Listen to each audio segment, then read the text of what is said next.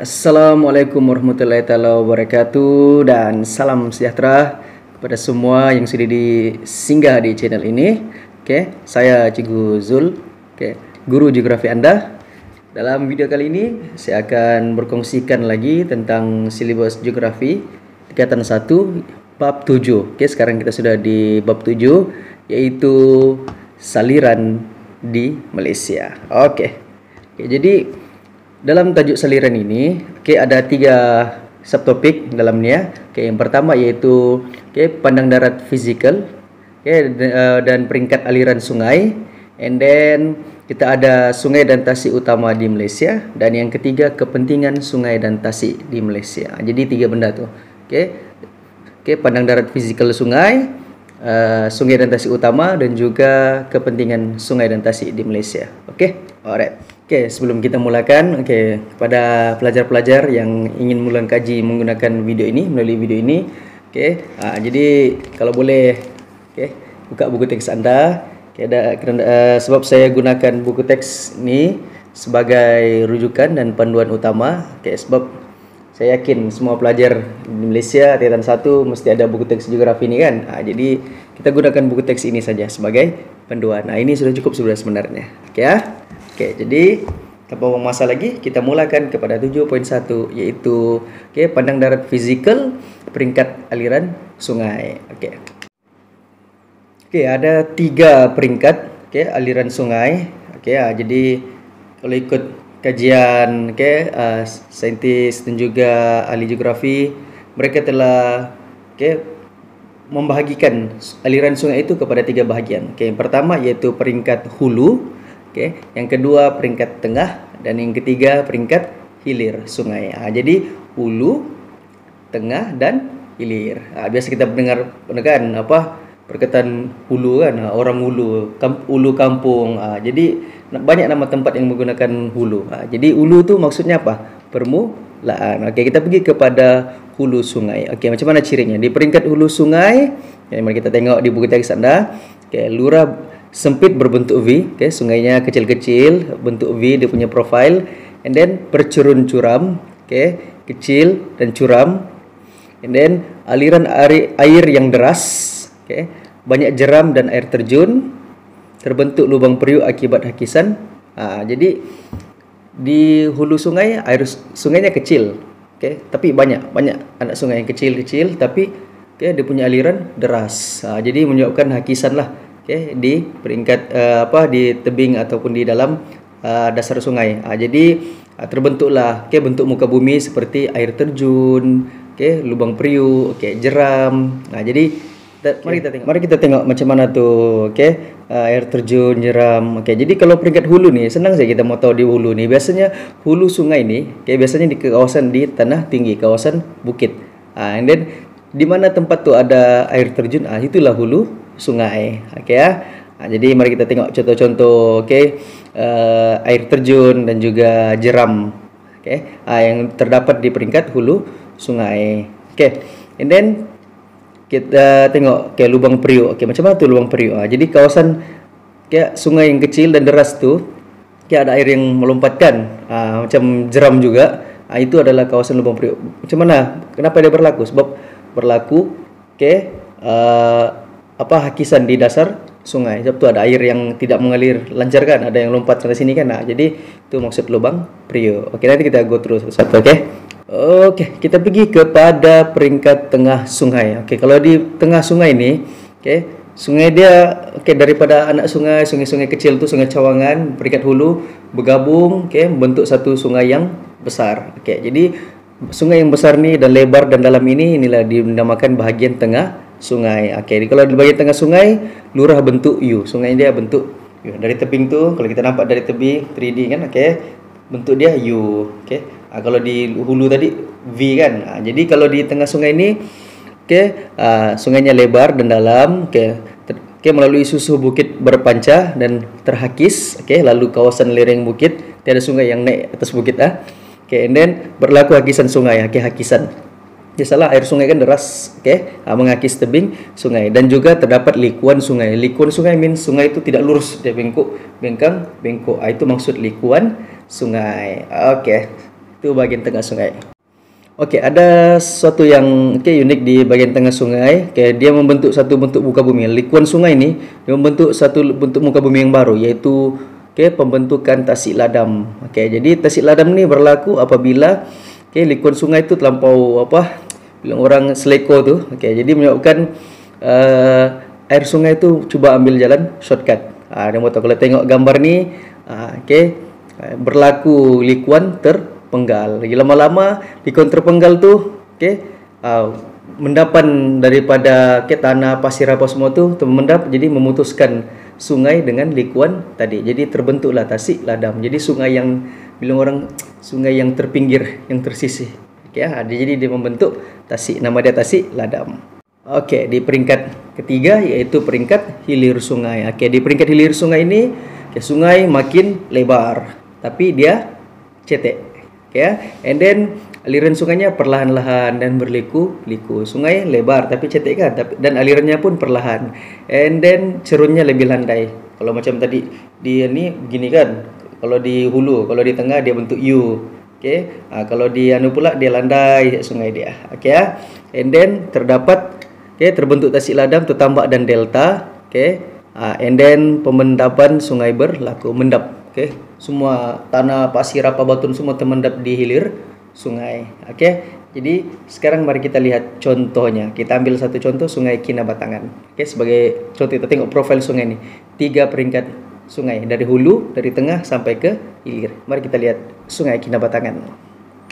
Mari kita lihat Sungai Kinabatangan. Kita lihat profil Sungai Kinabatangan. Sungai Kinabatangan ini di Sabah, bermula di kawasan Tanah Tinggi. Di sini Banjiran Bresi. Kawasan hutan simpan sini merupakan kawasan tadan hujan yang luas. Pinanga Forest Reserve. Tangkulap, Deramakot. Sini pun ada juga kawasan hutan simpan. Sini pun Lembah Danum. Jadi mempunyai banyak kawasan tadan hujan. Kita bermula di hulu. Di kawasan hulu terdapat banyak anak sungai. Ada beribu. Sungai Cawangan di sini. Ini dinamakan kawasan hulu. Di kawasan hulu, ini hulu sungai. Kawasan Tanah Tinggi. And then anak sungai tadi bergabung membentuk sungai yang besar, yaitu di kawasan tengah sungai. Jadi kalau kawasan hulu ni pasti banyak jeram, pasti banyak air terjun. Kita pergi kawasan tengah sungai. Kawasan tengah sungai, apa ciri-cirinya? Yaitu terdapat likuan sungai. Jadi sungai berliku-liku di sini. Juga susu bukit berpanca. Susu bukit berpanca ni, sungai ini lalu di kawasan lereng bukit. Di sini ini pun bukit, sebelah ini pun bukit. Jadi sungai ini mengikut laluannya ikut kawasan yang berada di lereng bukit. Takkanlah sungai ini ambil shortcut naik atas bukit kan? Dia mesti ikut gravity. Jadi kita tengok apa yang ada di Sungai Kinabatangan ini. Sungainya sangat berliku-liku. Ada kawasan pertanian. And then mari kita cari di mana ada tasik ladam tadi itu. Mana tasik ladam? Di sini pun bakal menjadi tasik ladam. Ini namanya nanti akan menjadi likuan terpenggal. Kita jumpa tasik ladam. Di sini ada tasik ladam. Ada 3 tasik ladam di sini. Maksudnya dulu sungai pernah lalu area sini, tapi sekarang dia sudah terpisah. Ini nama dia, namanya tasik ladam. 3 sekaligus tasik ladam. And then kita terus lagi ke sungai ini, Sungai Kinabatangan. Cari mana lagi ada tasik ladam. Di sini ada lagi tasik ladam di sini. Ini pun bekas tasik yang sudah kering. Nampak bekasnya. And then tasik ladam di mana lagi ada tasik ladam. Di sini tasik ladam. And then di sini pula bakal menjadi likuan terpenggal. Sikit lagi nih, sikit lagi terhakis nih akan menjadi likuan terpenggal. Jadi dengan gambar ini Anda fahamlah sudah tasik ladam itu macam mana. And then kita pergi sampai ke hilir. Di hilir sungai pun makin lebar, dan makin cetek. Alright, jadi ini hilir sungai yang bertemu dengan laut. Nah, di sini kawasan ini mendapan semua nih. Kawasan ini sangat subur. Banyak mendapan lumpur, pasir, tanah semua. Yang dibawa oleh sungai. Settle untuk Sungai Kinabatangan. Untuk contoh delta, kita ambil delta Rajang lah sebagai contoh. Yang Sungai Rajang kan sungai yang terpanjang di Malaysia kan. Kita tengok delta Rajang ni macam mana. Macam mana pembentukan dia dan apa bentuk muka bumi yang ada di delta Rajang ni. Jadi biasanya di delta Rajang ni, situlah tempat tumpuan utama penduduk. Banyak aktiviti yang dilakukan di situ, terutamanya pertanian. Mari kita lihat delta Rajang. Mari kita lihat delta Sungai Rajang. Ini adalah delta Sungai Rajang. Sungai Rajang dari sini, panjang sungai ini, merentasi beberapa daerah. Di sini adalah delta Sungai Rajang nih, kawasan hilir Sungai Rajang. Jadi di kawasan delta nih, di sinilah berlaku mendapan. Mendapan mana? Tanah dan pasir. Jadi aliran sungai pun ada terpecah, ada yang kecil, ada yang besar, and then membentuk alur delta. Ini adalah alur delta. Dan akhirnya kawasan yang luas ini, yang terendap akhirnya lama-lama menjadi dataran rendah. Jadi dataran rendah ni, sinilah kawasan sebenarnya tanah yang sangat subur untuk pertanian. Mari kita lihat di sini. Ini adalah kawasan pertanian. Jadi alur delta Sungai Rajang ni sangat luas. Ada banyaklah anak sungai, setiap alur delta ni ada nama dia. Jadi bandar yang terdekat di sini ialah Bandar Serike, dan juga Bandar Sibu. Alright, harap Anda kenal sudah delta macam mana.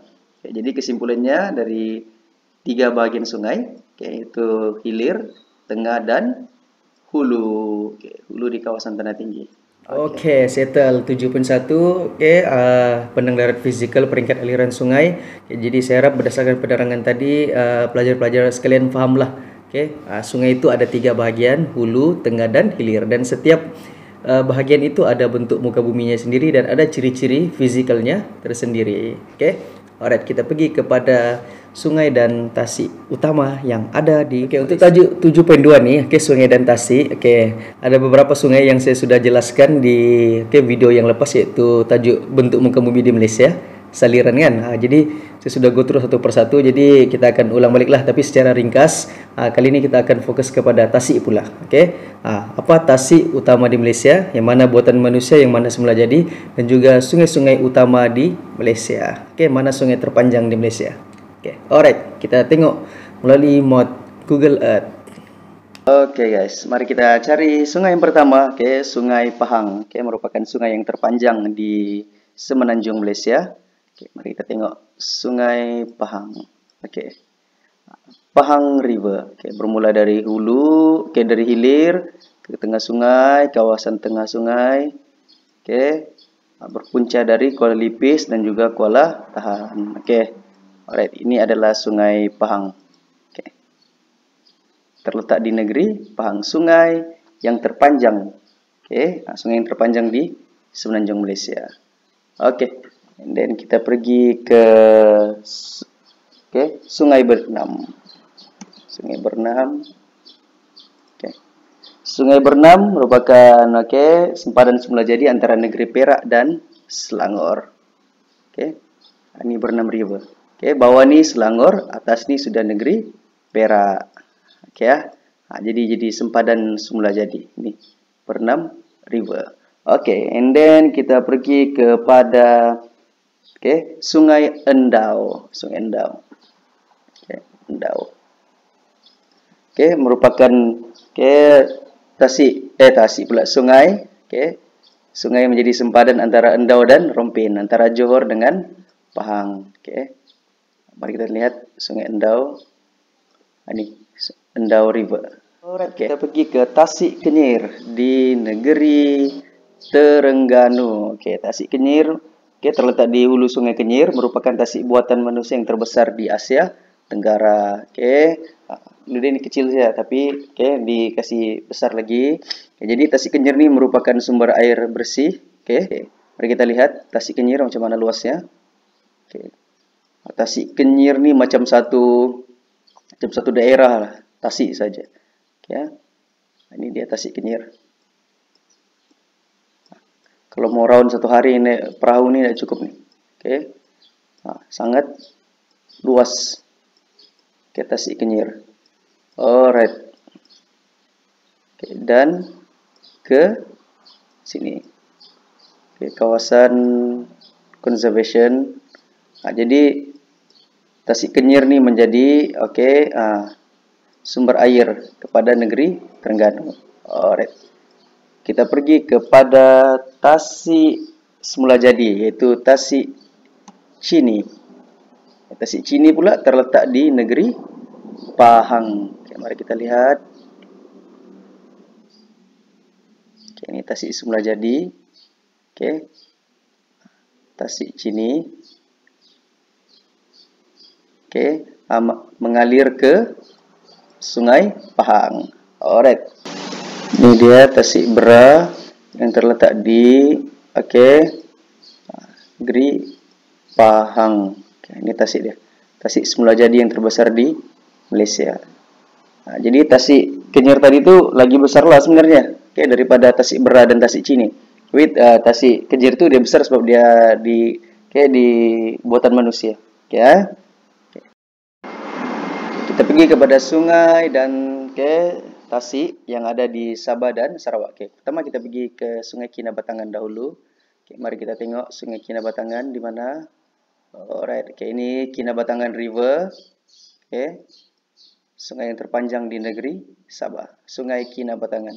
Oke, berseparuh Sabah nih. Oke, dari tengah Sabah sampai ke pantai timur Sabah. Oke, and then kita pergi ke mana lah pula?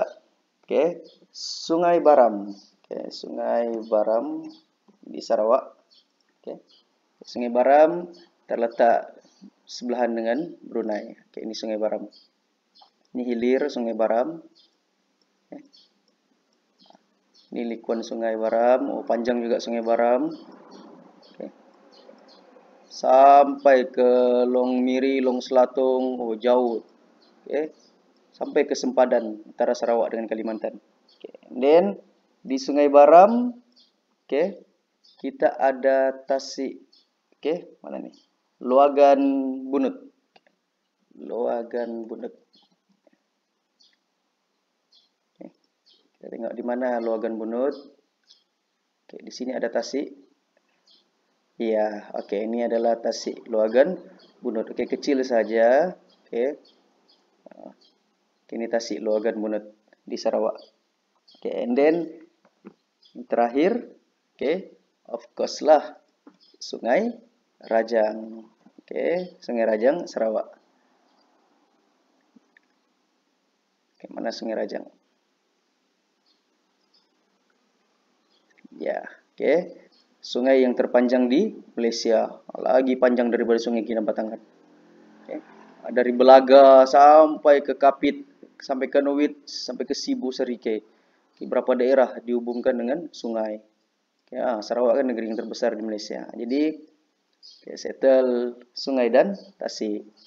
Oke, settle tentang sungai dan tasik utama di Malaysia. Oke, Anda sudah kenal sungai dan tasik utama di Malaysia. Kita pergi kepada kepentingan sungai dan tasik. Tajuk ini pun sebenarnya sudah diceritakan di kepentingan untuk muka bumi, tapi ini lebih detail sedikit. Oke, apa kepentingan sungai dan tasik di Malaysia? Oke, kita pergi satu persatu. Oke, secara ringkas saja. Oke, pertama yaitu hidroelektrik. Oke, sumber tenaga, kita gunakan aliran yang deras, sungai yang deras.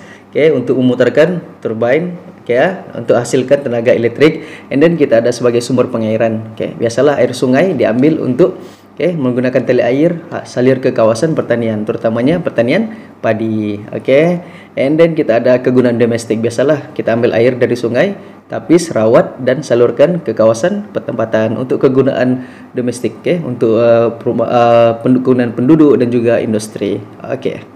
Oke, selain itu sungai juga berperanan sebagai sempadan semula jadi. Contohnya Sungai Endau Rompin antara Johor dengan Pahang. Contoh, and then kita ada Sungai Golok antara Kelantan dengan Thailand sebelah tu, antara Malaysia dengan Thailand. Itu saya sudah cerita di video yang lepas. Terus kepada sungai juga menjadi sumber protein. Sungai kan ada ikan kan. Nah, jadi kegiatan perikanan di sungai membekalkan protein kepada penduduk tempatan. And then sebagai contoh lagi, apalagi kepentingan dia. Kepentingan dia ialah sebagai pengangkutan dan perhubungan. Nah, terutamanya di Sarawak, sungai menjadi jalan pengangkutan antara daerah. Dari Kapit tuh boleh pergi ke Kuching. Untuk pergi, maksudnya dari daerah ke antara daerah tuh perlu naik buat lagi cepat, lagi selamat. Sebab jalan raya lagi susah kan. And then kita pergi kepada rekreasi dan pelancongan. Banyaklah berkelah, santai-santai, pergi mandi di tempat air terjun. Saya pun biasa juga pergi tempat air terjun kan, mandi manda. Jadi biasalah rekreasi dan pelancongan. Jadi settle kepentingan untuk muka bumi. Saliran. Saya ulang balik. Hidroelektrik. Kita ada pengairan. Kita ada kegunaan domestik, sempadan semula jadi, sumber protein dan juga pengangkutan perhubungan, dan yang terakhir yaitu rekreasi dan pelancongan. Alright. Guys, jadi saya harap Anda dapat faham apa yang saya kongsikan dalam video kali ini. Bab 7 saliran dari profil sungai, pandang darat sungai itu 3 tahap, 3 peringkat, hulu, tengah dan hilir. And then kita pergi kepada sungai dan tasik utama. Anda kenal sungai-sungai, nama-namanya, dan juga tasiknya. Ingat, sungai terpanjang ialah di Malaysia ialah Sungai Rajang.